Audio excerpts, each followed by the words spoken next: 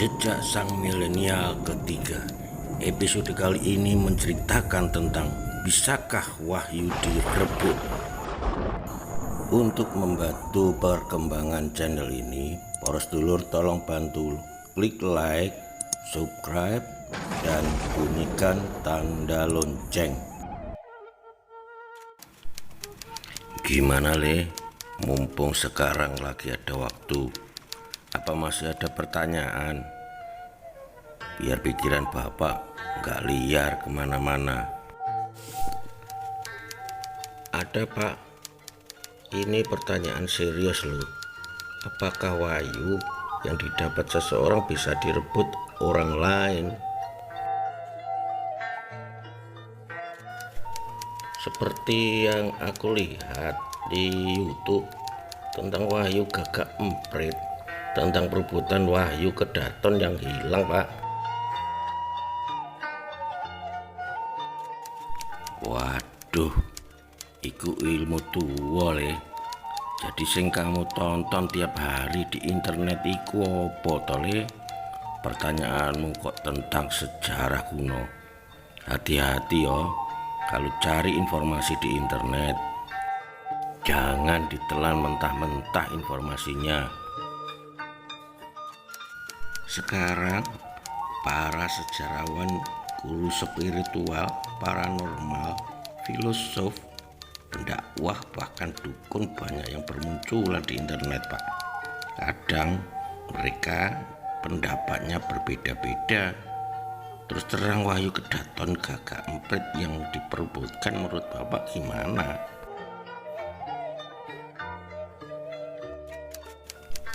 Sebenarnya berat Bapak menjelaskan tentang ini karena Bapak nggak punya dasar buku sejarah acuan dan tidak punya referensi yang akurat.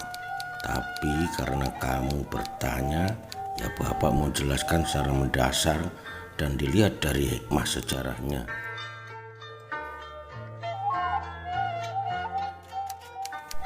Kita awali dengan wahyu kedaton. Wahyu artinya sesuatu yang datangnya dari Tuhan. Kedaton artinya kerajaan atau kekuasaan, jadi penguasa. Wahyu bisa berupa perintah, berupa tugas amanah, berupa petunjuk, berupa rezeki, berupa mukjizat yang datangnya dari Tuhan. Kadang orang yang terpilih tidak merasakan dan tidak menyadarinya.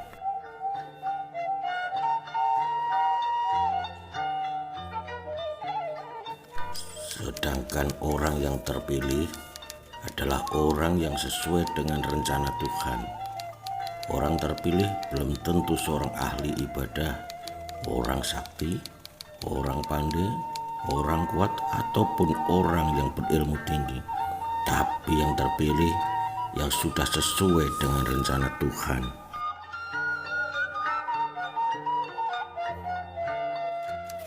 Mengenai pertanyaan kamu, apakah wahyu bisa direbut orang lain?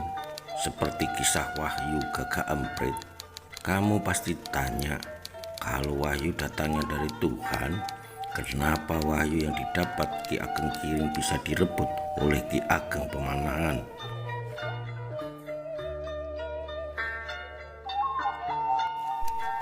Iya Pak, kok bisa direbut? Dan kenapa Ki Ageng Pamanahan merebutnya?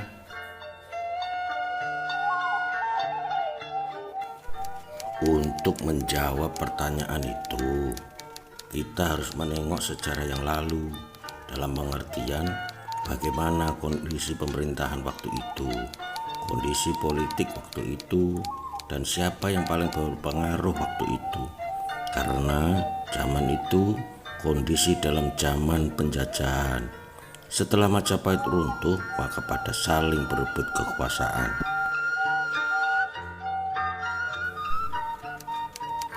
Wahyu Ki Ageng Giring bisa direbut karena beliau merasa bahwa wahyu itu tidak akan hilang kalau sudah didapat, sehingga beliau tidak segera menjalankan yang diamanat. Dan wahyu didapat dengan cara tirakat atau meminta kepada Tuhan walaupun atas izinnya wahyu didapat.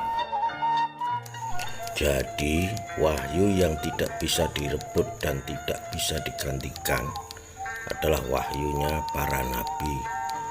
Dan wahyu yang bisa direbut adalah wahyu yang diminta walaupun atas izinnya beliau mendapat wahyu. Mengenai wahyu Gagak Emprit, yang berperan besar adalah Sunan Kalijogo. Jadi dulu para wali atau sunan juga berpolitik. Mereka akan membela muridnya.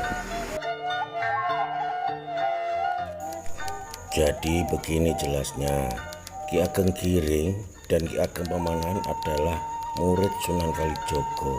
Keduanya adalah keturunan Majapahit. Ki Ageng Giring lebih mengutamakan laku spiritual dan bertani menderes nira kelapa.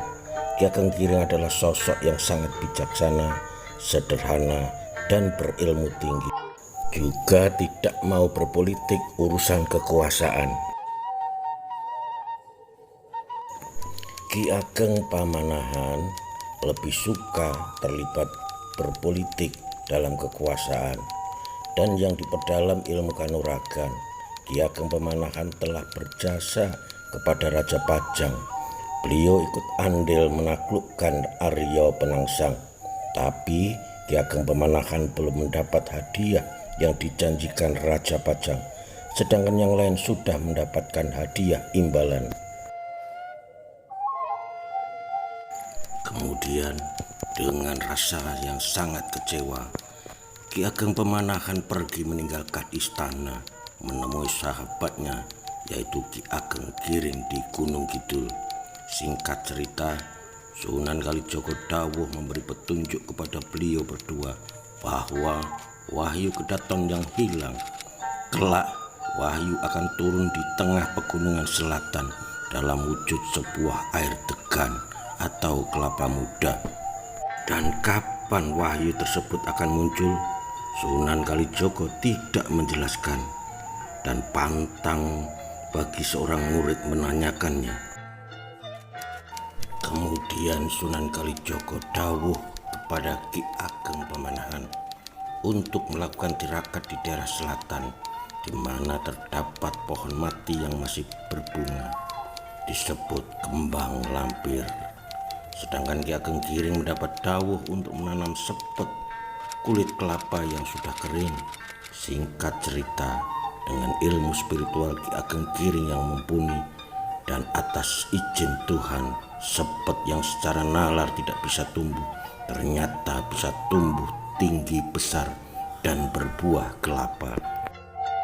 Jangan lupa para sedulur untuk klik like, subscribe, dan bunyikan tanda lonceng. Kemudian Ki Ageng Giring mendapat bisikan pituduh dari pohon kelapa bahwa wahyu berada di buah kelapa yang sedang ditanamnya. Maka segera Ki Ageng Giring memanjat pohon kelapa itu yang cukup tinggi dan mengambil buah kelapanya. Setelah itu kelapa muda degan itu tidak segera diminum, tetapi justru ditaruh di dapur, dititipkan istri beliau.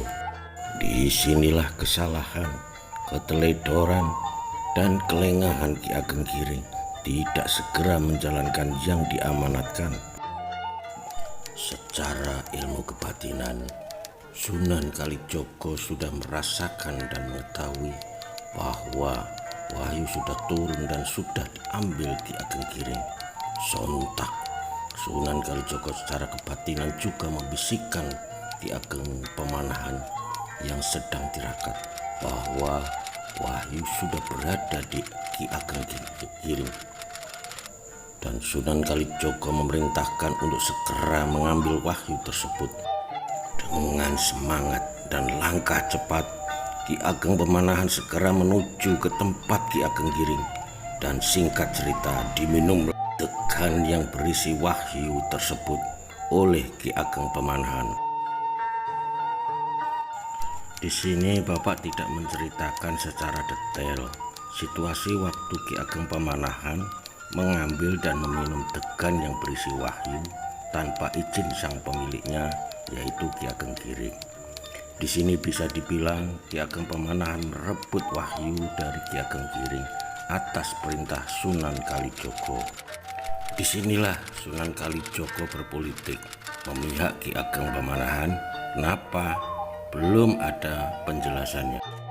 Iya Pak, kenapa Sunan Kalijogo berpihak? Mestinya beliau lebih bijaksana.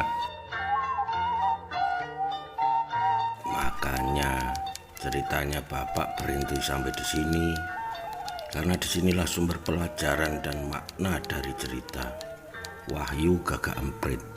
Nanti Bapak coba jelaskan menurut pemikiran dan naluri Bapak, apa makna dan hikmah dari cerita ini.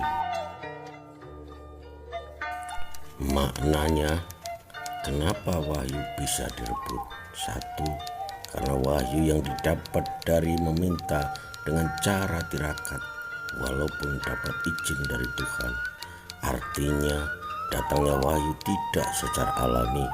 2. Orang yang mendapatkan wahyu karena merasa senang sehingga mengabaikan amanat wahyu. 3. Ada pihak lain yang meminta dan menginginkan juga untuk mendapatkan wahyu yang sama. Kenapa Ki Ageng Pamanahan merebutnya? 1. Karena yang sangat mengharapkan wahyu tersebut adalah beliau, karena kekecewaannya terhadap Raja Pajang. 2. Atas perintah sang guru Sunan Kalijogo. Kenapa Sunan Kalijogo berpihak kepada Ki Ageng Pamanahan? 1. Merasa prihatin dan kasihan pada sang murid yang telah kecewa dari Raja Pajang karena tidak mendapatkan hadiah imbalan atas perjuangan dan jasanya. 2. Yakin bahwa Ki Ageng Giring seorang pertapa yang sangat bijaksana, sehingga untuk melepaskan wahyu yang didapat, beliau akan mengikhlaskannya. Hikmah yang didapat: janganlah Anda menginginkan sesuatu yang berlebihan kepada Tuhan. Terimalah secara ikhlas apa yang telah diberikan oleh Tuhan. Jika wahyu ataupun rezeki Anda direbut oleh pihak lain, terimalah dengan ikhlas tanpa dendam. Jaga dan jalankan amanatnya dengan sungguh-sungguh jika Anda mendapatkan wahyu. Sudah, sekian dulu ya Le.